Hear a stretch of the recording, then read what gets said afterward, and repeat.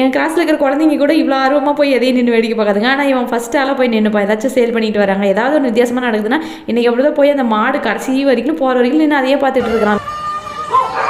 இது பார்க்கறதுக்கு அழகாக இருக்குதுன்னு வாங்கிட்டு வந்து வச்சு நான் இன்றைக்கி ஒன்றுமே பண்ணல. ஸ்க்ரப் எடுத்து லைட்டாக ஒரு தேய்ச்சாச்சும் டொப்புக்குன்னு உடஞ்சி போச்சு.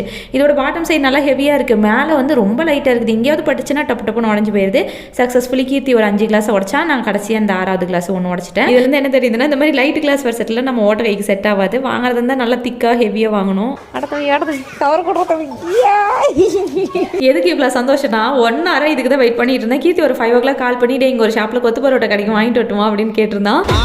வந்த உடனே தூக்கிட்டு ஓடி டெரஸில் வச்சுக்கிட்டேன். அதுவும் அந்த கூல் ப்ரீஸில் ஈவினிங் ஒரு 6 o'clock அந்த கொத்து பரோட்டா சாப்பிட்ற சந்தோஷம் இருக்கே, அவ்வளோ சூப்பரான டேஸ்ட்டில் இருந்துச்சு. அது வேறு அந்த சைடு போனால் எனக்கும் சேர்த்து கொத்து பரோட்டா வாங்கிட்டு விடான்னு சொல்லியிருக்கேன். இவன் மட்டும் சாப்பிட்டுட்டு மறந்து போயிட்டுன்னு வந்துடுவானா, சரி இன்னைக்கு யாருக்கும் கிடையாது நான் மட்டும் சாப்பிட்ருவோம், ட்ரெஸ் பண்ணிட்டு வரதுக்கு லேட் ஆகும்னு பார்த்தா நான் 2 வாய் கூட சாப்பிட்ருக்க மாட்டேன். அதுக்குள்ளே வந்துட்டேன்.